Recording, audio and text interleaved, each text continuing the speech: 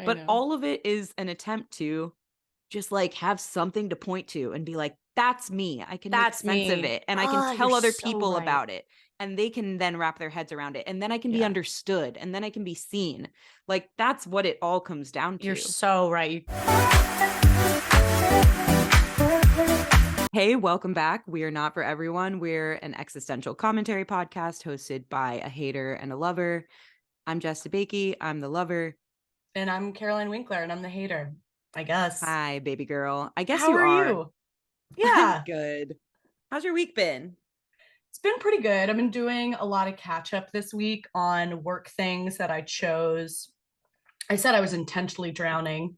And now I have a period of time where I'm like, I'm gonna get back on track, Yeah. get back on fucking track. So that's what I've been doing. And man, it's hard getting going once you've fallen out of any kind of routine, you've lost that momentum, you've lost your motivation. It's just, oh God, pulling teeth. I literally have had to be like, sit down and do 20 minutes of something. Like it's just so painful to get going and everything feels impossible. I had to film like 3 videos this week. And I was like, I don't think I can film videos anymore. Just thinking about it.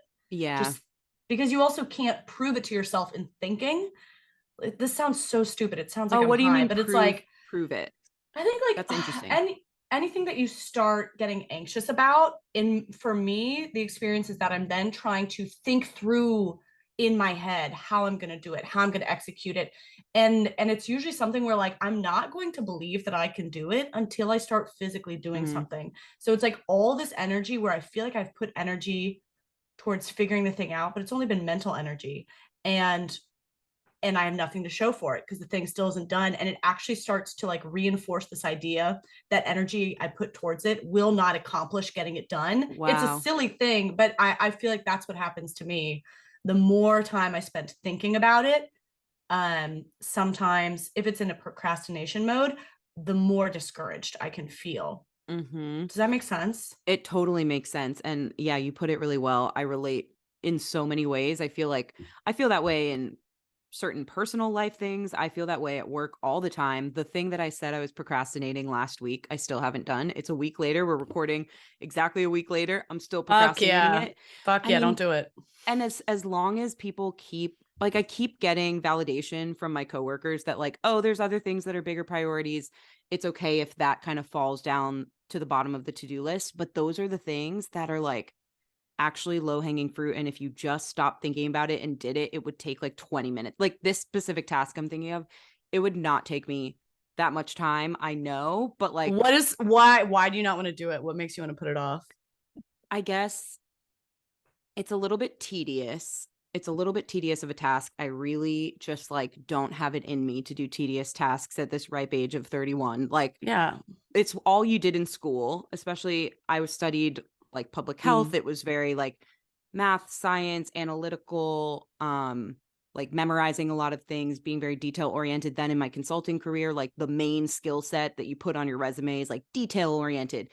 Do it like know how to do like financial projections and modeling, like tedious tasks. And I just TD. not in Not the for fun, not for not TD. Not, tedies. Yeah. not for Not TD. in the way that I love. And I just like have don't have it in me. I don't think I ever had it in me, but I kind of like had to do it. I was in settings where that's just Right. what was valued and you had to. But now I feel like I'm in marketing and I have a Hmm. podcast and I shouldn't have to do tedious tasks. And I thought I freed myself from that and still they exist because that's work. I think Um it's tedious. It's tedious as long as it's for me. If it's not something I care about, it's tedious, dude. I If guess I that's don't, true. if I don't care about saving your life, then saving your life is suddenly a tedious task. It's fucking Seems tedious to me. seems tedious hell. Couldn't you just expire and let me get on with my day? Seems tedious hell. Right. Yeah. Yeah, that's how I'm Um, feeling. I feel like So, we had a finite number of fucks and we gave them out like they were free when we were younger. And now I'm kind of out of fucks and I don't have so many and everything's tedious. Yeah. it's the truth. I feel like especially, yeah, in like the schooling and environment that you and I grew up in, that shared environment, like I gave them all then. I cared too Yes. much about every single thing I worked on. We talked about this a couple weeks ago. And The if for someone who didn't grow up in that environment, it was just like an overly competitive, I want to say overly committed. I think people did too much. I think people tried too oh yeah, hard. Everyone was like, I mean, we worked and studied in high school till 2 a.m. That was so normal. Everyone was just killing it. And I I wasn't in like the top tier of our class at all. There were so many other same. committed freaks. But that was just the culture. Yeah, it was Yeah, intense. I remember going to college and being like, this is nothing compared to our high school. I don't know. totally. That Totally obnoxious agree. to say. I think that's obnoxious to say, but that is definitely how I felt. College was like nothing. It might sound a little uppity or I don't know what the word is, but I totally agree with you. I felt the same way. And like while I was in college, I guess I valued that. And I was like, oh, cool. Like my high school education prepared me for this. But now looking back on it, with how tired I am and with how much I cannot accomplish simple things anymore, I'm just like, oh, that time was supposed to be for fun. And I totally did it backwards. Like I'm I having more fun know. now. There were like so many drugs I had to catch up on then later. Like it was time consuming and I commit to things. So I Right. commit to things. You know, something that um our high school education did not teach me that I found out this week. What's that? Ma'am, how do you spell midriff, like your midriff section? Okay. Midriff. Suck a butt. That how'd you know that? I'm really good at spelling, but I think a lot of people spell it with a T at the end and Yeah, it I irks thought it me. was your mid drift. I thought, Yeah. first of all, I've been saying mid drift forever, and someone typed it in a text to me, and I was like, "Pardon, pardon." No, it's in the middle. It's drifting between your legs and your head. What is a drift? What the That's fuck is true. Or what what is is a a mid drift? Wait, is mid it two riff? D's? No, it's Wait, 1D. So it's in the midriff. middle of your riff. What is a midriff? The region on the front of the body between the chest and the waist. Yeah, it's drifting between the chest and the waist. Midriff. This is, I mean, I I did not resent like every learning that. day. I resent every day that our school didn't have a like spelling bee competitive group because I Wait. would have crushed it. Okay. But we didn't have Speaking that. in seventh grade, we did have a spelling bee. It was just like in Miss Raynone's class. Do you remember that? Okay. Well, Maybe. I remember that and I will tell you why. Because I was the runner up and it was a specific spelling, you know, it was like themed spelling lessons in middle Sure. school. This was seventh grade and this one was on like different continents and countries and cities and bodies of water, and there was like a few moronic ones in there like Sea of Japan, Hmm. and so I got Sea of Japan, which I spelled SEAOVJAPAN.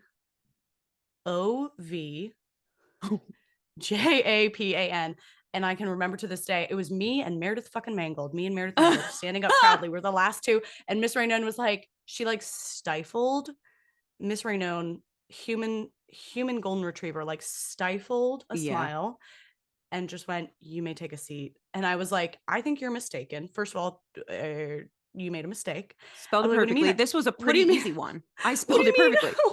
It was too easy. What do you mean I can take a seat?" And everyone was like giggling around me, and I had no idea. And I was like, "Did I spell C wrong? Oh. Like, what did I do?"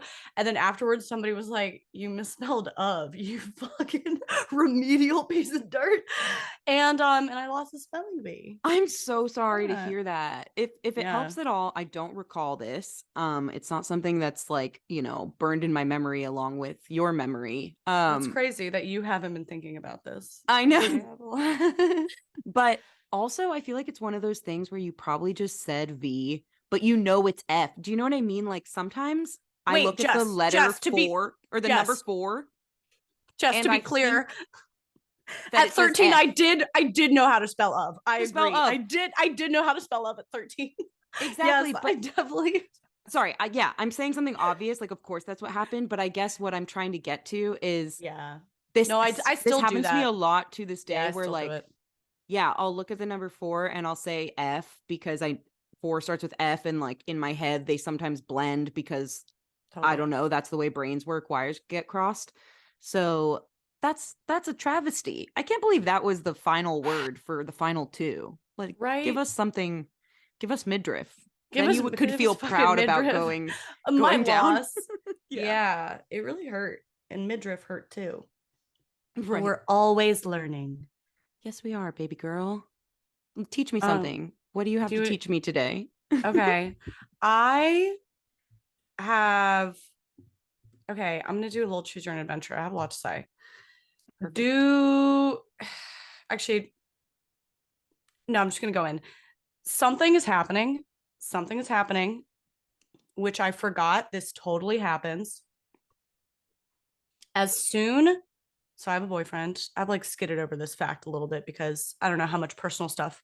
Whatever. I'm gonna share whatever. I have a boyfriend. You know about it. You know what a boyfriend is. I know And you gave me some credit last week because of the change on your social profile and or on your Hinge profile, and I feel really proud of this oh yeah, that for you getting a boyfriend. I Yeah. think you helped me meet this guy when you helped me update my Hinge profile. Yeah. Yeah. Thank you. And so he's a boyfriend and he's mine and I'm keeping him, etc. And I literally since being in a relationship, I am getting hit on so much fucking more. Correct. Now that I have a boyfriend, it's like an instant change. Not that I like wasn't getting hit on before, but it's like they smell something. They smell something and they are taking action like they have armed the battlements and they are taking action in an unprecedented manner. Like it's like undeniable. And I remember last time I was in a relationship years ago feeling like, oh my God, there's all these men, like there are options everywhere. Like I wasn't interested. I was in a committed relationship, but I was just very aware that like, oh, dudes are fucking everywhere and they're Hmm. all chomping at the bit. And then as soon as that relationship ended, I feel like they all Yep. just like slipped back into their holes. And there is just something about like, obviously it's me. Obviously my energy changes Yep. when I'm in, I think most people's do. I'm trying to figure out what it is, but like I think there's two things. This is totally they, true. they they smell that you're unavailable. They smell that you're uninterested. Like I'm not interested. I'm not trying to talk to men. I'm not trying to pick up a man. It keeps happening in the gym. Like I was Hmm. trying to talk to a guy in the gym a few months ago, and nobody would talk to me. And like I've been asked out like twice by someone in the gym. They smell something, and I don't feel like I'm doing anything different, but I don't think it's a coincidence. Yeah. And I don't know. That's it's a I think there's drastic change. I totally agree. This happens. I was just the other day sitting at a like brewery that I go to all the time and do work from, and I noticed multiple guys like clocking me and like kind of looking at me multiple times. Like one guy clocked me when I came and sat down, and then he like looked away and then he looked again. Like I could tell that he was looking at me. And obviously I didn't do anything about that, but I was just like, "Oh, okay, cool. That's nice to feel," or something. I never I felt see you this when I clocking was me. single. Yeah, you clocking Um me. and I feel like so my observation from that experience was like I think I'm just noticing it more because I think I feel more like secure or less I don't know how to describe it, like more confidence or more just like, "Oh, they're fucking clocking me. Cool. I don't have to do anything with that." As opposed to they were probably clocking me the whole time, but I just wasn't aware of it because I don't know how Hmm. to describe this. Like, I guess that would be surprising to me. I feel like if you're single and you're looking around for like someone to make a connection with, I feel much more aware. I feel like it's happening now and I'm noticing it now and my head's down all the time. Like I'm not trying to talk to people. I And like guess two different guys have come up at the gym and asked me out. Like it's not me, like I would have noticed that before. It's definitely like right. happening more. It's crazy. Yeah. I feel like there's something that I cannot articulate about the energy when like Yeah. you yeah, you care less, you carry yourself with more like whatever, I'm just here living my life, and I think that attracts people for sure. Totally, totally. And I think yeah, I need to think more on my hypothesis here, but I feel Yeah. like I used to at least when I was single and like looking to meet someone, kind of walk around with I would like definitely be on the lookout, but something about being on the lookout like repelled them, I feel. Like Totally. if Of I'm course. or even, maybe they would have looked at me. Like nothing about my looks have changed. Maybe people thought I was attractive and like in passing and whatever, but they weren't actually spending the time to like clock me and think about it in that way because I was probably like glaring at them like who's here and who can I talk to type of thing. But as soon Yeah. as you're looking down, as soon as you're like a little more like off to the side doing your own thing, not bothered, they have a Totally. chance to look at you without So funny. without you looking for them. I I don't know how mean, to explain that. I think everybody wants the thing that they've decided they can't have. Like as soon as Mm, and it's so funny because I'd actually been working in recent months. I think I talked about it on the podcast. I've been working on trying to make more eye contact with people, not just with men, with women, with cashiers, with fucking whoever, just yeah. delivering the eye contact because I avoid it so hard. And it has reaped some beautiful moments with strangers for me. I have like a really sweet friendship with the guy at my corner liquor store now. And and so I've been working on like improving my eye contact just as a human, but I feel like now I think I'm like looking at people less and it's attracting them, or so I guess Mm. just trying less. Obviously, we've established I've got no fucking chill. And I guess being in a relationship chills me out. It's like calm down. But yeah, it's funny. This guy came so this guy in the gym, I really felt terrible. He was looking over, just staring, but it wasn't creepy. He seemed very sweet. And I, just immediately looked away because like I'm not trying to get in a staring contest. Like, what are we gonna do from there? And looked away. But then I immediately felt bad because his stare was so overt and so explicit that it it's just crazy how it immediately puts you in the position, at least for a woman. I feel like it immediately puts you in the position of choosing between, smiling back and maybe like leading them on, Mm. but making them feel good, or probably letting them think you're a bitch. It doesn't feel like there's an in between. It doesn't feel like there's a way that a nice person can stare at you, smile at you, and you just like dart your eyes away that doesn't feel bitchy. Like maybe you can move your eyes away slowly with like a half grimace. Like it feels pretty binary. And it feels bitchy. And I guess that's, whatever, that's a judgment that they can put on it or not, whatever.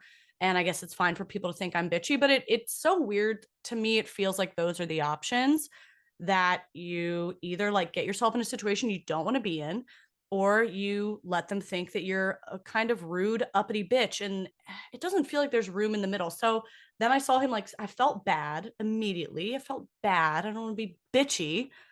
So then I saw him staring at me again, and I was like, I'll just smile. I'll just be nice. He seems nice. Doesn't seem like a creep. Doesn't seem like whatever. Like, I'll just smile back at him. And then I immediately was like, oh, that was the wrong call. Mm. Oh, he took that as a green light. Like, that was Opened the the wrong floodgates. call. 100%. He took it as everything. And then I was trying to get out of the gym, and I was like, he's gonna follow me out of this gym. He's gonna come talk to me. And then I've just made everything worse. Now I have to like overtly shut him down. And he did. He like followed me out of the gym and said something and wanted to go hang out. And I had to be like, oh no, I'm sorry, I have a boyfriend. And I was like, I felt like I did wrong. I was like, I said, I was like, I smiled.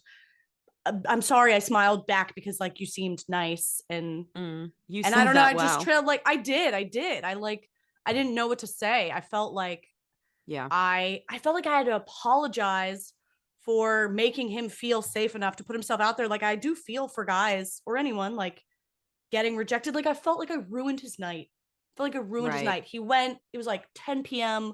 We were both doing like getting in like a late night workout. He seemed like a nice enough guy. I don't want to go on a date with him, whether I'm single or in a relationship, is not for me. But and then he went and he did the bold thing and he talked to a girl, and like that's so hard, and like I can't fucking do it. And then I just had to ruin his night. And it felt terrible. It felt so Yeah. bad. And then we were walking together and there was nothing to say after that. There's nothing to say. And we stumbled through like a sentence, then he peeled off, and it was just so, I don't know. I was just thinking about that too. Like he's gonna fucking survive. He's forgotten about me, and his life goes on, and we all get rejected, and it's fucking fine. But I really do hate that those feel like the options to me. You know what I Mm. mean? I do. I don't know if I've like exactly been in a similar situation or a similar mindset, maybe is more so the right thing, but I understand it. Like as you describe it, I'm like, okay, this makes sense. I can see why I know I know what you're saying. I feel like I don't know, this is the other side of it. Somebody who is bold enough, and like I applaud them for being this bold, to ask somebody out who they just made eye contact and a smile with at the gym, Yeah. probably knows that on the other side of that is like honestly very likely rejection. Like there's probably an 80% chance that that results in rejection and a 20% chance that it results in actually exchanging numbers or going on a date. So I feel like this guy, I don't know, I applaud what he did and it's He didn't bold seem and you like an don't want to be a ass. bitch. He Yeah, seemed he but seemed like a not everybody sweet I know, but he not seemed like a everybody sweet, who's not shy an person. ass I is gonna know. get a date with you. You know what No, I I mean? know. They don't deserve anything from me. But Right. he seemed like a sweet, shy guy who had like racked up the courage. I And see. I had to pull my arm back and slap him across the face. Like that's what Yeah. it felt like. It felt like he was like, it could have been he could have been me sitting on the podcast being like, I'm gonna try to make more eye contact with people. Like Mhm. these are goals I set for myself as like a kind of like perpetually intimidated person. And it's like I walked into the fucking liquor store and was like, I'm gonna make eye contact with the guy at the liquor store who I see probably too often, and he lives in my neighborhood, and we should be friendlier. And I'm gonna make eye contact. And I wanted, and I made eye contact, and then he just spat in my face. Like that's what I felt Right. like I was like I had to do. I didn't like it, but you I have to get do it. it. I get it. I also feel like, continuing to put myself in this guy's shoes, even if he was the shy, nice guy and that was like the first time he's ever done that or something.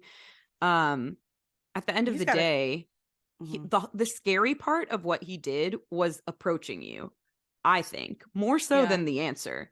yeah. So it's kind of like once you approach somebody, you did the scary thing and you were perfectly nice to him and you even apologized, which you didn't need to do.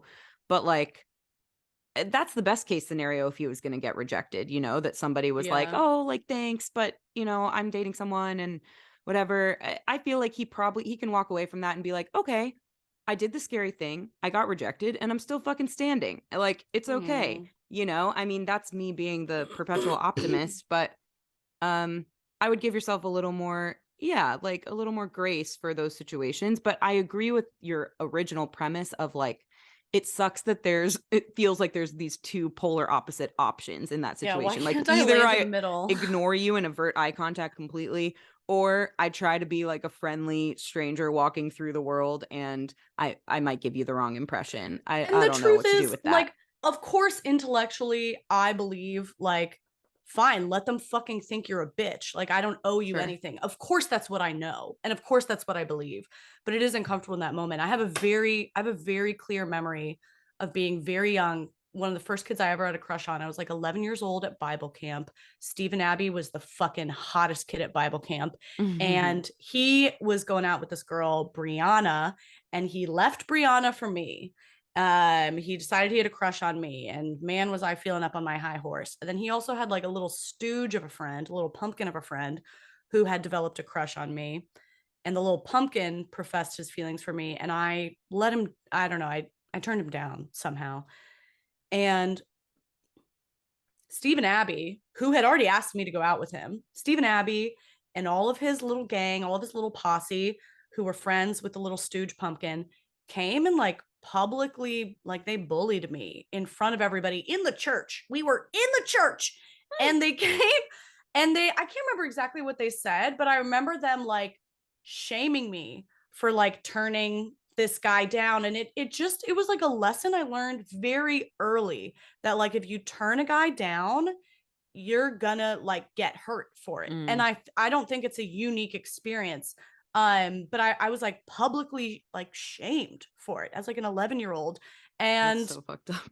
I mean it's fucked up. It's whatever, it's like it's kids, like it's Yeah. kids.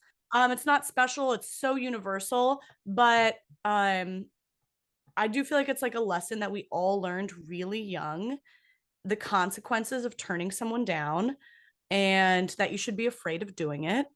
And I'm also I'm a fucking empathetic person. Like I feel other people's feelings a lot more. Like I feel them as priority above my own, and it makes it hard, but I know what the right answer is. I know you just turn people down and let them think you're a bitch if they want to think you're a bitch, but it still feels hard to me. Yeah.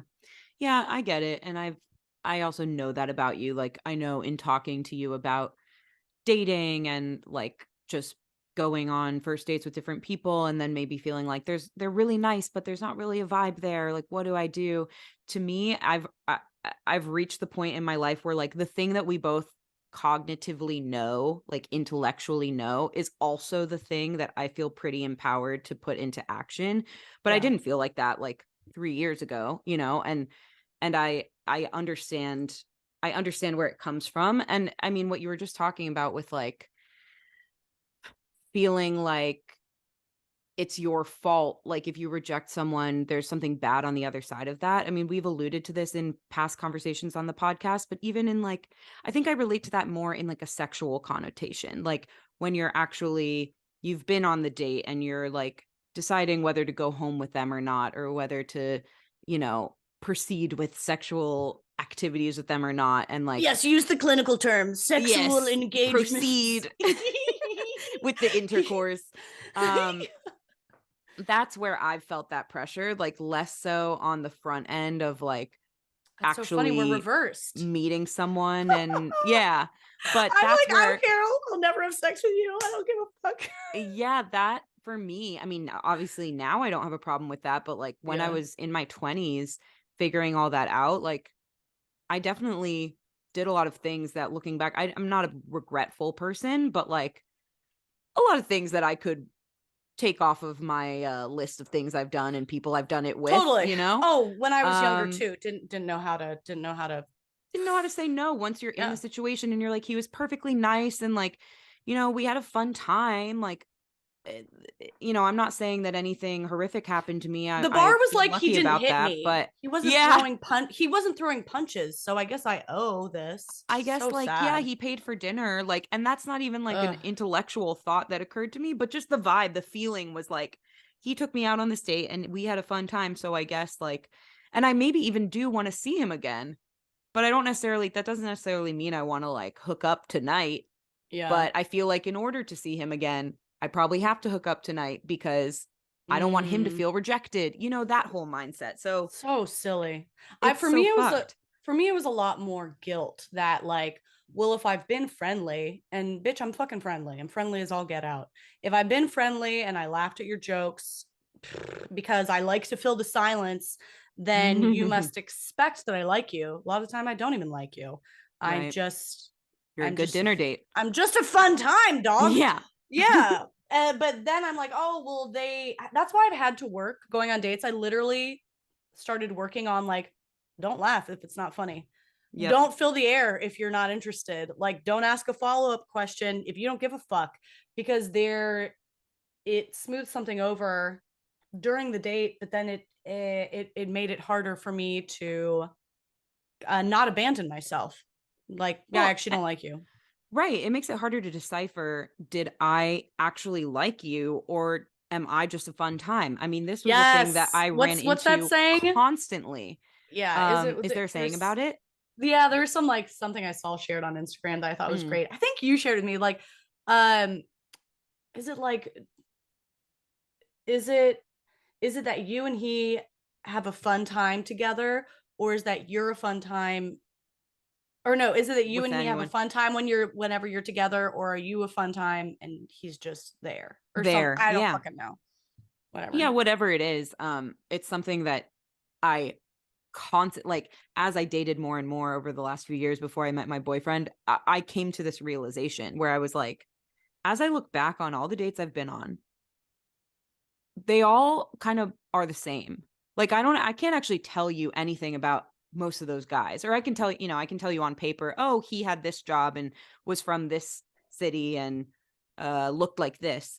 But I can't tell you, was he funny? Was he smart? Was he engaging?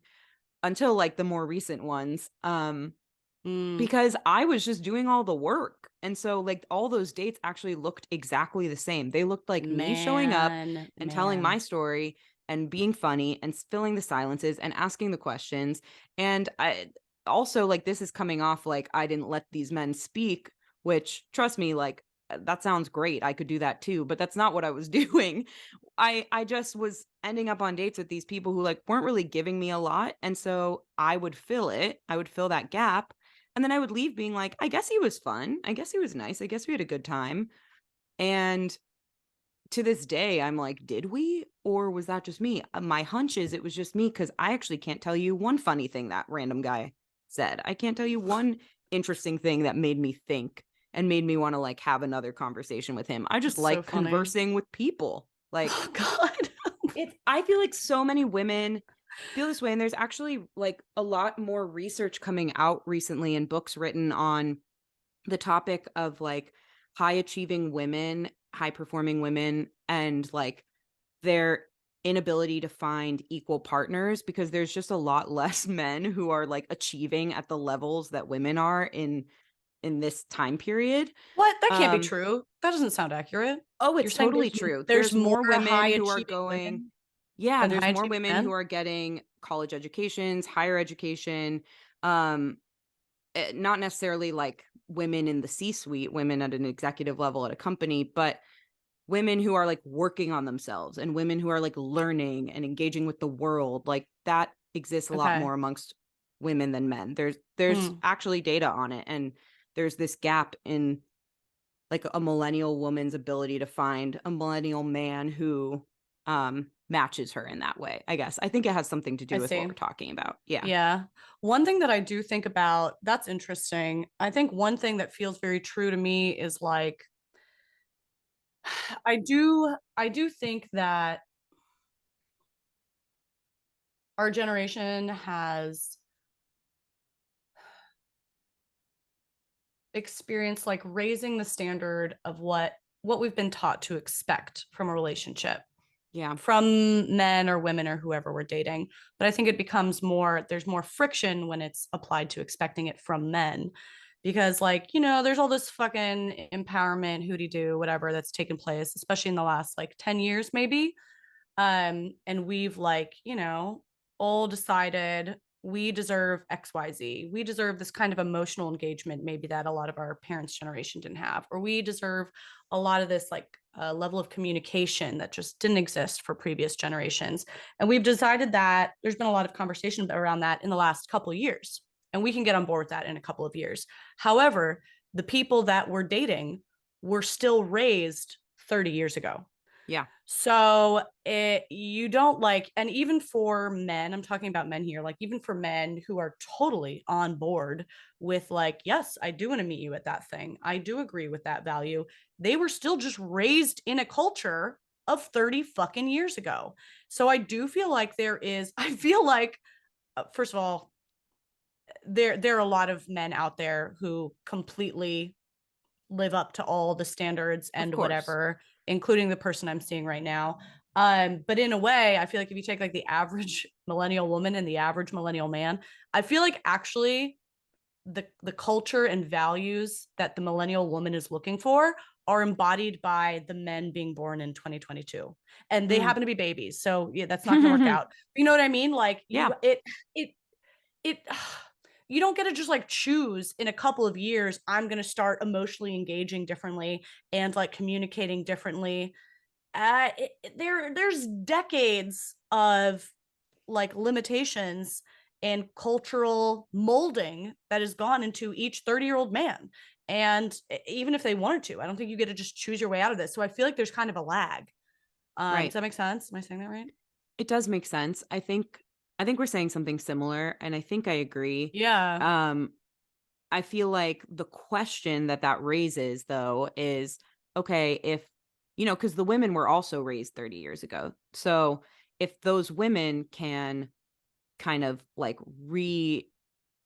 reinvent what their expectations are or how they show up in relationships, then not why can't men, because some men do, but why is it much less common or much less Right. accessible or much less easy or whatever the word is that I'm looking for. So Um, but I yeah. also just so that's kind of one piece of it, but the other piece is more like just in agreeing with you, like, yeah, I think we need to level set our expectations a lot in what people tend to look for in dating around our age and in this time. Like we've talked about this before, but I think it's really, really true. Like the the way that women now, and maybe people now, men too, for all I know, are looking for a partner is way more like, I want my soulmate, I want my equal, I want my like teammate, I want my partner, I Right. want my best friend, I want all the things in this person. And back when our even our parents, let alone grandparents and so on, were meeting each other, it was way more about like, some common values, like having love and having, having a good basis of a relationship, but it wasn't the same. It wasn't needing everything from one person. It wasn't the level of expectation we have now. And Yes. and the communication expectations and the way that they show up also was like not part of the dialogue. Mental health wasn't part of the dialogue. So That's what I'm it's kind saying. of both. It's kind of both. It's like, let's level set our expectations, but also there's something interesting here to like become aware of before you can maybe set your expectations appropriately, readjust them. So yeah. Well, that's exactly what I'm saying. I think you just answered your own question when you were like, why can't men do the same? Because to me, it's not, I don't think that women have learned a new skill. I don't Right. think that in the last 10 years we learned how to communicate. Like, obviously, there are generalities where like women are a lot more verbally inclined, a lot more emotionally inclined. We have that skill and we've practiced it with our friends and family for the most part. These are generalizations. Our whole lives. We didn't learn a new skill in the last couple of years. We set a new expectation for what we want from a partner, Mm, exactly like you said. So that's what I'm saying is like, I feel like women, by and large, these are all fucking generalizations. Come at me in the comments. Women, by and large, have always had the skill. What has changed is what we expect from the long term romantic relationship now, as opposed to that of our parents. And men maybe didn't get to practice that skill. The number of men who like yeah. they what do they love doing with their friends? They love doing stuff. They Mhm. love going golfing, going camping, like getting drinks. It's not as much like I sat up late till 2 a.m. last night with my best friend and gabbed. Like it's not a skill that they were raised with in the same way. So you can choose to like share that value all of a sudden, but you don't get to choose to have practiced it your whole life. So that's what I think is different. It's like now we've decided we deserve to all marry our best friend and have this kind of like companionship and this kind of equality. Great, we all agree. But you don't, there's a lot of, I don't know. Yeah. I'm saying it with like empathy to people who like want to meet you there, but Right. they're dealing with like years and years of nurture and nature and culture. And you, it's not just like a switch you flip. Mhm. Yeah. I think that's the exact thing that's changed. It's just the expectation. Yeah. I totally agree. We're on the same page. Yeah. I feel like what really needs to happen, because then that just feels like this impossible thing, but I don't know, in order to level set the Just expectations, takes time. it takes time. It takes like dating people and figuring out like, okay, what are the non-negotiables, or what are the Yeah. things that I can see that people actually, if they spend more time with me, they'll like learn and they'll do better for me, or When you what are the say things that can be worked on versus not, and what are the things that's just like, listen, this person's not going to like meet me on the same level as I am with emotional intelligence. I don't know, with this aspect of emotional intelligence, and that's okay because they meet me in these other ways. Oh yeah, totally. Like when you say level set the expectations, you mean like adjust your expectations? Yeah, level set expectations is such a consulting term. It's like it's adjust the Is expectations, it but it's lower? adjust Does it them basically mean to lower them? it means lower them. It means set them to a reasonable level, basically. Yeah. Yeah, yeah, Like yeah. if you have really high expectations on like every single pillar that exists in a relationship, like good luck to you. But if you level set them, which is not necessarily bringing them all down to the equal like 50 out of 100 or whatever. It's like some of them are 70, some of them are 40, some of them are 50, level Yeah. set each of them the way that works for you, like, and get it to a reasonable level where there's a balance and like a equilibrium across them. Yeah. um you might have some better luck. Yeah. Or it's also kind of setting them I according gotcha. to the environment, you I know? was gonna say, I feel like that's exactly what I was just thinking, is that I feel like it's a little futile to do your like pre-level setting before you meet the person. I feel Yep. like it all depends on the person. Like this person offers this and it makes me really need that thing. Like have you ever been with somebody who made you feel so needy? Like so many people told me I was like so physically needy. I like love physical affection. Mm. And I was like, "Oh, I guess I'm just like physically needy. I guess I'm just this unfucking fillable well." And that's what I am. I'm so physically needy. And then you end up with somebody who makes it feel normal. And you're like, I wasn't fucking needy. I just wasn't getting a Yeah. need filled. And now that that's filled, I can move on to other things. I can put my attention elsewhere. But I feel like it's hard to guess before you meet someone what each of those need to actually be set at. And I think it's probably different. I feel like it's not static per person. I think it's just probably like per dynamic. Oh, totally. Yeah, because different people can bring different things out in you too. You don't stay the same with each person. Right. It's not like you show up with your levels all exactly the same every time and then see That's if so their true. levels match. Your levels will adjust too.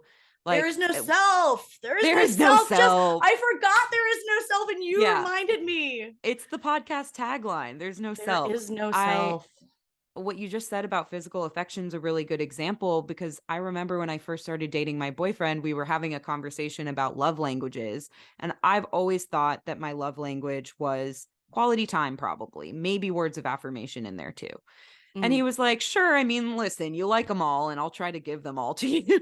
But if I had to choose one that's like mostly yours, I would say it's physical touch. And I was like, absolutely not. I've never been a physical touch person. You're lying. Nope, Whoa. nope, nope, nope. Like some of my best girlfriends are touchy with friends and like to like cuddle up with each other and like, I don't know, just are really physically affectionate with girlfriends. And I've never been that way. I've never been that way with my family. Like I like to hug. I'm a hugger, but besides that, I don't need to like be cuddled up all day. But I Yeah. realized once he pointed that out, I was like, oh shit, like I am always trying to touch you. I am always sitting on top of you. I used to like try to wrestle with him as a way to like get to the physical Yes. touch because I didn't Yes. just know how to like Yes. It's called start sex it and wrestling. ask for it. It's called A sex constant, wrestling. constant. I always did that. I was like, I don't know how to just like start sex, so I'm gonna fight you first. I guess this is the way to Totally. do it, to touch you. Totally. But anyway, I wasn't like that even in my last relationship. Like I have not been like that with other people for I'm whatever gonna reason. fight you. I don't Where know how to his fuck you, so I don't know how to fuck you, but I'm gonna start by fighting you. Oh, That's like that's the I am totally. I bizarre. keep score. I keep score, and I'm losing. But Right. yeah. But at least we're touching, like I his whatever levels he brought and whatever levels I brought like changed with each other and then all of a Mm, sudden I became a little bit different, like something a different need that I hadn't really expressed before showed up and that's just I feel like the way it goes with all of them and you see like is this comfortable, is it safe, does it feel yeah, good or not? I love Um that. It's such a good reminder. There is no static self. I I forgot. know. I Definitely not. forgot. Don't forget Okay, it. don't forget it, dude. You don't. You ain't nothing. You ain't shit. Bitches ain't shit. You ain't Okay, nothing but a hound dog. I don't know that's why good. that's what came to mind. Thanks. I always just want to bring it back to dog sex. Anyway, Yeah, you did. okay, that song just the weirdest segue ever, but I look for them and I get pleasure out of trying to make things segues instead of just having 5 minutes of silence while we look at our notes. Um I ain't nothing but a hound dog, Elvis, old music, old people. Okay. You taking us through the bibbity bop of your brain. Old music, old people. Oh my Yep. god, that is the transition. That's the what a segue. what a I'm a funnel. Okay. pro. Now we're Do here. do old people still say holy mackerel or did they ever say it? This is a genuine question. Why are you asking me? Do you know any What old happens if I person Google that? that Yeah. says that? I saw this I keep getting this Instagram ad pop up in my reels for some sort of like you can make a photography book for, as a gift for friends and family, things like that. And so the ad starts with this old man like opening the gift that his grandson has given him. And he says, holy mackerel. And I keep seeing it. I keep getting this ad. I guess maybe because Yeah. Father's Day is coming up. And I was just like, wait a second. Like, this is such a classic movie line or something, but does it Right. happen? And I have Lebanese No, it's such a good ancestors, so they don't question. say that. But Because I feel like tell me. most of our, at least for me, like most of my cultural interpretation of like colloquialisms and language and whatever, obviously I wasn't there, so it comes from movies and it comes from TV, but Hollywood didn't adopt realism until like you could argue was still stylized in the 70s, but like the goal was not realism in the golden age of Hollywood and MGM. Like realism was not the goal. And so they didn't speak and write that way. Like we're pulling, I mean, I guess you can probably look to literature more so, but like not all of it. So I don't know. It's like you take it as truth, but Right. the truth is actually coming from like a writer writing for Hollywood to relay some attitude or sensibility about, I don't know. I'm like, well, yeah, what is the truth? I agree. I like don't know. Is Yeah. holy mackerel something that they just started writing in scripts? I looked it up earlier and it said that it's thought to be a variation of saying like Holy Mary, or like, you know, how you might say like, oh my God, or something. Yeah. There's another, I guess, I don't know, back in the day, maybe they were saying Holy Mary or Holy Mother of God. I think that's like Which was a like too phrase. racy. It was like too racy to actually Yeah. And name felt someone maybe divine. like sacrilege to be using religion and mentions of God in slang and stuff. So they started saying Holy Mackerel instead. But like, who's the they that we're talking about? Yeah, give me a grandpa. Show me one grandpa. Show me, and I'll okay, and I'll allow it. I would love it. I would love to have a grandpa on the show. I don't have one to provide, but Mine are all dead. me too. I bet they were That's sweet. I bet they would eh, have given their all to the show if they could. Not for everyone. not for Our everyone. grandpas. Okay. My grandpas would not have been into this show. Oh, I think one of mine would have, based on what I know. I never met him, but my dad's Oh, dad, okay. I feel like I see myself in how he is often described in our family. Oh, Like he he's a was kind kook. of a he was a kook. He was a kook for He sure. was a kook for And a sure. little misunderstood and a little bit rebellious, but also like, you know, loving and cared and wanted to provide for his family and all these things. I just feel like I wish I could have met him. That's sweet. I wish you could have too. That was a Thanks, nice little baby tribute girl. though. Thank you. I you know what I thought? Do you know what I think? That's what this I whole fucking wish. podcast is called.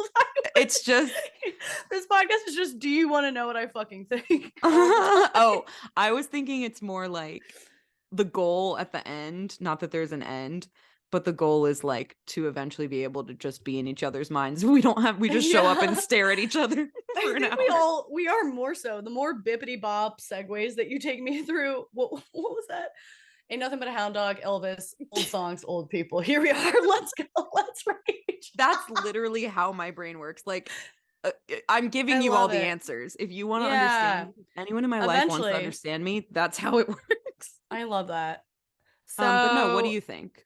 what I think right now, I realized that one of the most mortifying things on earth to me currently, there's nothing more mortifying than sending someone a selfie, but you accidentally send them, it's like a live photo. Live. A live photo Yes. selfie is like one of the most embarrassing things you can do in your life. Oh, I know. You have to remember to turn off the live. Oh, you gotta turn off the live, please. It's Please. terrible. I It's mean, terrible I because you guess I see don't yourself going like, know the vulnerability. Yeah. You see yourself fall into like a kissy face or a smile and fall out or something, or maybe it's not a selfie, maybe it's like a photo I had my sister take of me and she's giving me like art direction from behind the camera and you can hear you it can like hear it. one of the worst things I could ever do is send somebody a live version of a selfie. Don't do Wow. it. Turn off the My live. I knew where you were going as soon as you started to say it because I feel this shame so often. I send so many selfies all the time because what else are we on this earth to do? And my best friend Kai loves to receive the lives and I feel like I can be my Well, it's safe. truest It's a self safe with her. space. Yeah, so Yeah. I will send her the lives and she'll go through them and she's like, "Oh, look at like 0.5 seconds in." And I'm like, Look at what you were doing. Look at this journey you took me on. I think that's what intimacy is. You just pinpointed true intimacy is somebody that you can thoughtlessly send live selfies to. mm-hmm. Exactly. Yeah, that's a I'm safe space. It's good with my boyfriend because he has an Android, so they don't send, which I know we've talked about and is like, a bit triggering for you, but Yeah. we can't send lives to Androids. You can only send them between iPhones. So I Oh, never have okay. that concern It's with like him. you've got the safety on. Yeah. Right. Okay. But sometimes I'll make him watch a live of my photos with me in person anyway and be like, look how good my See, hair flip looks. look at all the rest of the moments. You thought I looked cute here. Well, you get it. I'm gonna blow your mind with half a second later. It gets Look at even the better. before and after. Yeah. Mine are never good. Mine is never. The rest of it is never good. It's like it's very carefully edited to be Right. the one angle where my cheeks look like cheeks and my nose looks like a nose. You don't want to see the rest of it. You don't want to see the 360. What do your cheeks look like when they don't look like cheeks? Sometimes they just look like hills or The like like hills are mounds. alive. The hills are fucking alive in this live photo. Yeah. Or like sometimes my nose from certain angles looks like a pixie nose, and sometimes it looks like a potato nose. Oh, I And don't know what either of those noses really means. one's good, one's okay. No nose is good or bad. They're all equal, but I hate one of them. But yeah, Sometimes my eyes look so small and sometimes they look so big. It's like, how can I look? What is up with this fucking the spectrum of my face? I can It's look so exhausting. different. Yeah, I constantly am looking different every single moment and every single angle and We're every so single complex. strand of hair that moves. Yeah. I look different. I get it. We're I get fucking it. complex. Yeah, cool. There's no self. There's no self. There's no self in the selfie. Um, okay. This is super random. Do it. It's a bit of a petty complaint. It's a bit of a rant. Okay. I feel like so much of what I say these days comes from Instagram reels. I'm like, I was watching a reel and this is what I saw. I'm sorry. I'm fucking dense. I don't. Well, you're not This reading is all I books. She's do. on the reels. She's on the reels. Yeah. But I was watching a reel and this Fucking dense. influencer was promoting a sunscreen, or actually I think it was a foundation that has sunscreen in it. And she said that it has SPF 27. And I clutched my pearls and was like, I feel that I've been lied to my whole life. I feel like I've Oh. been gaslit by the SPF industry or whatever that is, by Well, the you SPF actually have, gods. but not that, but that's additional gaslighting. Well, 27. Well, go on. I just think, when have you ever heard of 27? You hear 25, you hear 30, you hear 50, you hear Yeah. fives or zeros at the end of the number. And then it's really weird that a certain brand decided, no, we're going to get specific with it and we're going to say 27. And now I'm just Yeah. questioning everything. And You I'm should pretty be. new to the SPF game. Like, I used to be really bad about Oh. applying sunscreen. And just like told myself that I have olive skin and it's okay, but Mm-hmm. I'm getting into it. I'm trying to take care, trying to not get wrinkles, and I don't know who to trust. Have you Yeah. seen So, this? yeah. So you definitely shouldn't. The SPF stuff is actually kind of interesting, and I didn't retain enough of the deep dive I experienced to speak intelligently to it. But a lot of this is just like, obviously, it's just a lot of it is marketing. First of all, no, you should not trust fucking cosmetic brands and sunscreen brands, and like Yeah. they're all just trying to get you to buy as many products as you can. Um, and and then there's a really interesting aspect to the beauty industry, which is like A, marketing, and B, FDA regulations. So much stuff has to be FDA regulated, which is like Mm, very specific to the States. And so that's why there's so many products that like you can only get in France and you can only get here because fucking Maybelline and Revlon are these giant monstrosities that like that control so much of the lobbying.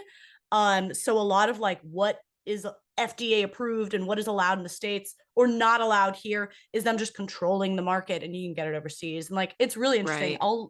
I'll share there's a podcast a friend turned me on to called Naked Beauty podcast. And honestly, half the time I find it intolerable, but it's had some really interesting guests on it. Diving into there's one dermatologist they had on that like she did this like big reveal of the label of clean beauty. The talk about like clean beauty is part of what makes this podcast often intolerable to me because like people throw around the words, they're just eating Right. up the words that marketers are throwing at them and the words usually mean nothing. say you can get into a similar situation with like the label organic and like whatever, hyaluronic acid is having a moment, so people just start slapping hyaluronic acid on labels because it'll help it sell, but it's not at any amount that would actually make any difference for your skin. Mm. So I don't know, there was an episode why I do love this podcast is because it's fucking stupid and indulgent sometimes, and they also had on like some great guests who are just actual science people. Mm. Like The us. FDA stuff is crazy. Yeah, with scientists like us. Yeah. Yeah. I will link the episode That would because be great. yeah, it says I don't know. It's totally fucked. Definitely don't trust any fucking cosmetic company on anything. I mean, I don't and I do. You know what I mean? Like, I don't logically, but I am the biggest consumer of beauty products, skincare Yeah. products. Like, I love buying that stuff. I find the beauty industry very interesting from It's like the so perspective you just fun. talked about, It's and from a totally consumer fun. perspective of like, yeah, it's fun. I'm totally sucked up by the marketing. I'm totally influenced by the YouTubers. I'm totally like, I'm Mm, all fucking in. I feel like I've learned more about it and like make a little bit more conscious decisions at this point in my purchasing journey with beauty stuff, but like I don't yeah. know, like what you just said about hyaluronic acid and how like there's such a negligible amount, but they just want to say that on the label makes perfect sense Just to me, and oh it would have yeah. never occurred to me before. Oh Like yeah. now They I'm like, just oh, so there's actually no niacinamide in my moisturizer? Probably not. It's probably they just because just niacinamide sounds sciencey and is having a yeah. moment. Or Yeah, just like they slap it on and it's not even like enough to be an active ingredient or make any difference, or like I mean it's very silly. I feel like I've always been super um I pretty suspicious of any like pseudo medical claims. mm, Um Maybe it's because my parents are medical people, or like I'm just a suspicious person in general, but once you start learning about it, like I don't know, the things that people claim will solve wrinkles. It's like, first, you need to think about what a fucking wrinkle is. Or like, there's like two types of wrinkles. First of all, let me talk to you about wrinkles. I Wrinkles would are like love either this. a depression, like, okay, not a scientist, but am I? Like one of the creases formed like between your eyebrows, the 11s, that's like the muscle repeating that movement. Mhm. The other, that one, like Botox can help because it just paralyzes the muscle. And like Can't do that laugh lines, anymore, smile lines. and smile lines. And then the other kind of wrinkle is like where is more like the lines that come down from your nose to the corner of your mouth, and that's more because you're losing fat in your face as you get older, and once you like suck some of the volume out of your face, things sag and things fall because of Mm, gravity. So that Botox is not like paralyzing a muscle. Muscles have nothing to do with it. Is that you're losing volume. We're all losing volume in our face as we get older. So like a cream that claims to like address a wrinkle that is, it's not fill touching a lines. muscle and it's not filling your face. It just makes no fucking sense if you learn like anything, like the tiniest bit about biology. And I don't know. I know barely anything about any of this, but I just know how much companies will like make a claim to sell a product. It's kind of all you need to know. And so I Totally. feel like I've learned with skincare, I think also because I had really bad skin, I had such bad acne. Like basically forever I was prescribed Accutane, and I spent so much time seeing a dermatologist. All the things, all the products that are like trendy, they only make my skin worse. And I feel like they're Mhm. only promoted by people who were just born with good skin. And so I don't know. I always think like go to your dermatologist. If you want like actual improvements, go to your dermatologist. Yeah, totally. That's a good takeaway. There was something I was going to say about that. Shoot, it came and left. That's okay. I just talked for a while. Sorry. My No, bad. that was I have nothing to say because I don't know anything about it, but I think that was helpful and I liked listening to it. So thank you. Yeah. Okay. What I, else, girly? I got to put someone on blast. Oh, someone by name or Yeah. by type? Like type of person or specific person? Both. It's not a personality, and it's a specific person, and her name is Caroline Winkler. Wow. I think I'm a huge offender of this. Okay. I can't wait. So last week I delivered an impromptu definition of what I think qualifies you for not a personality, which is not just that you're obsessed to something, not just that you cling to something as an identity, but that also you expect it to incur a certain reaction from people when you talk about, I'm such a dog person, I'm such a renovating my old home person, I'm such a whatever person, I love Christmas, I'm a Christmas girl. um and I think I do that. It's so gross. I'm gross. I think I do that with introversion. Oh, I think I cling to introversion, and I think a lot of people do this. It's like trendy now. Nobody's bragging about being an extrovert. Everybody, it just feels fun to call yourself an introvert, right? It's right. so It's gross. edgier. It's like, It's oh, I don't like edgier. people. It's more interesting. It's more aloof. Mysterious. And it's Hmm. like, I totally over cling to it as an identity. First of all, any identity, there is no self. It's so limiting. And I think recently I've heard myself talk about introverted tendencies, and I'm like, fucking get over yourself. Take the mic away. Like, Right. I don't know. I think I'm a big offender, and I don't know that I'm going to stop, but it's totally not a personality that I am guilty of. That is everything.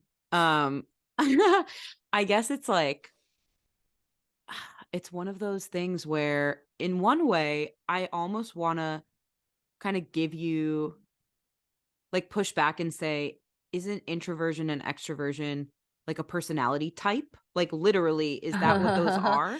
Yeah, but I also Or feel like it probably shouldn't be that much. Like most of us, I right, think it's actually silly. Like most of us are introverted sometimes and extroverted sometimes, and like it's exactly. pretty much a spectrum.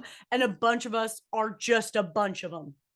Yep. Yeah, I think that that's really at the crux of this is like the whole construct is Should not not be a personality yet. applicable. Yeah, You're right. is like You're right. just not working. It's just not working because It's just even when not you and working. I were talking about like our ratios of how much alone time we need, how much partner time we need, how much friend time we need, you needed more time with people than I said I did, but I identify as an extrovert Mm, and you identify as an introvert, which I thought was really interesting. And I think that's just because like it changes all the time. Like yeah. a year ago, I would have answered differently. A year from now, I might answer differently. A day from now, I might answer differently. Like, I do think that there's something broken about that. And I feel like you just telling me that it's not a personality helps so much because I've been grappling with like, I've always been an extrovert, but I feel like that's changing. Like, who fucking cares if it's called Yeah. this or called that? I'm living my life. I'm me. I Yeah. don't know. And there's no self. So even if I'm me, I'm not really. She's not here. She doesn't exist. It changes all the time. It's There's fake. no self. There's no It's self all and there's fake. no Jess. I mean, I feel like labels or diagnoses, or maybe I won't drag diagnoses into this, but like those things are helpful. Those things are helpful, especially if it gives you a structure and a framework and a pattern and like helps you identify and put a name to things. But it's not very helpful when it's changing all the time for every person, depending on the situation, depending on the person, depending on the day. It's like, is it helpful anymore? I guess it's helpful to figure out, I don't like being in this situation for more than an hour, or like I would like several hours of this, but that's kind of all it is. Yeah. Yeah. I think a lot of people are clinging to it these days, and I'm guilty of it. I think I am too. I also realized after last week's episode, we talked about not a personality and we also talked about astrology. And that's a perfect not a personality example. Like loving Yeah. astrology, knowing about astrology, being like associating with your sign.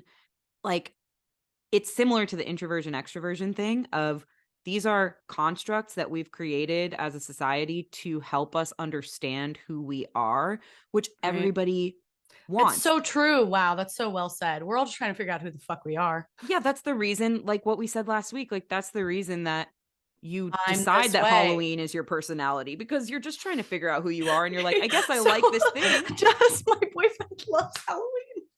He Ah! loves the shit out of Halloween.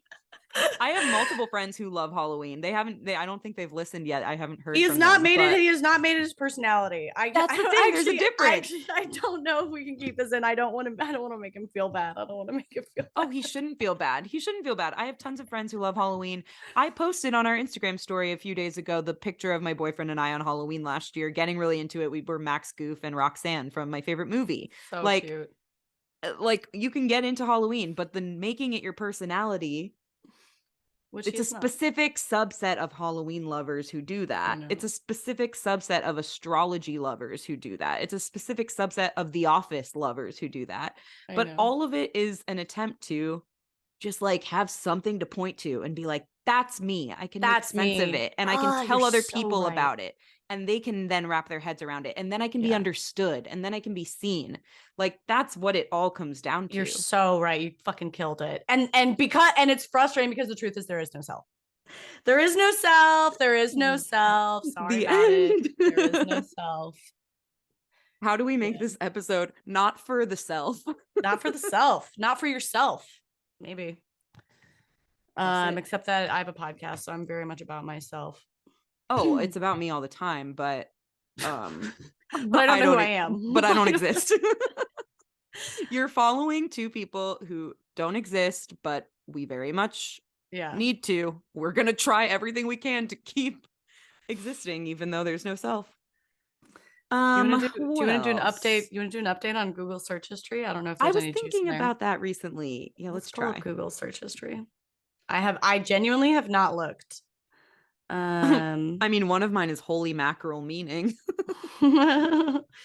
Wait, how do I fucking oh, okay. Wait, show me the history, ding dong, you douche. Okay. Okay. Well, I Googled forest because I couldn't remember how to spell it. Why are you struggling with spelling? I usually feel like a pretty good speller, but this is what happened. My friend Tessa once dated a dude named Forrest and it was spelled with two R's, and it's always fucked with me. Okay, as a name, I see. As a name, Because yeah. there's And a I'm just name like, and there's a wait, forest. one of them is unacceptable and one of them is a forest, and I can't remember which is which. I'm Googling forest pretty often. Interesting. That's like dessert. I mean, it's the classic desert dessert conundrum. Yes, but dessert you always want more of. So it has more S's. So it has more S's. She can spell. She's got You it. can spell one word. I don't have a lot of interesting ones. I've been Googling a lot of food, a lot of recipes. What do you have? Something's wrong with my brain. I have on here the query is TIPI. Because I couldn't remember how to spell TP. No, I was never going to guess that was TP. Google was never going to guess it either. I had to sit and think about it for a while. TP. Oh my. What is wrong with me? Is this a certain flavor of dementia? It's probably the beginnings, yeah. Oh, I have a lot in the back of mine about cartoon crushes because I was posting a lot on our stories about our cartoon crushes that we talked about a couple weeks ago, ones that we got from listeners. So I have who voiced Flick in A Bug's Life because Flick had a hot voice. Were you jerking off when you were yeah, I was in bed just like, oh, I need something to get me over the finish line. Let me Google this real quick. I have yeah, a lot of it is food. I have a place that this is such a deep cut. Like, I don't know if this is cool at all, but it's cool to me, which is there's this sandwich restaurant in Beirut, Lebanon, that is like a part of my soul. And when we used to go there when I was a kid, I haven't been to Lebanon in like 12 years, but we used to go maybe every couple of years. My grandma has passed, but at the time she was still living there, and we would go visit, and we would always like land at the airport, and no matter what time of day or night we landed, our first stop would be this shawarma restaurant called Marouche, and it's since closed. And I was trying to look for like evidence of its existence and just look at pictures of the sandwiches, probably in the same search as Flick, who voiced Flick, as I was trying to get some things finished. But you needed to finish with the sandwich. Yeah. I was like, well, the sandwich is going to seal the deal. Please. It's the best sandwich I've ever had. And I think about it all the time. And that's one of my searches. Yeah. I like that. I'm really leaning into my culture lately. This is like, my parents always said as I got older, I would do more of that. Here we are. Mine is really mostly spelling this week. How would you, okay, toiletry. There's just a bunch of me spelling toiletry different ways. A single toiletry, a single toiletry. How do you spell it? Wow. Not toiletries. How do you spell toiletry? I guess it would have a Y at the end, right? I Toilet was never gonna get there. RY. I think it does have a Toiletry. Y at the end, but I thought it was French, like a toiletry. Even so, I thought like even singular. I I don't see. know. I've been You something's could happening in my probably brain. you could probably get away with that. Like people would Ugh. believe you if you People were to believe you're roll with that. dumb. People believe you're stupid as hell. We are you Quaff, think? quaff. Googling how to spell quaff. So this is all I've been thinking about. Quaff COIF.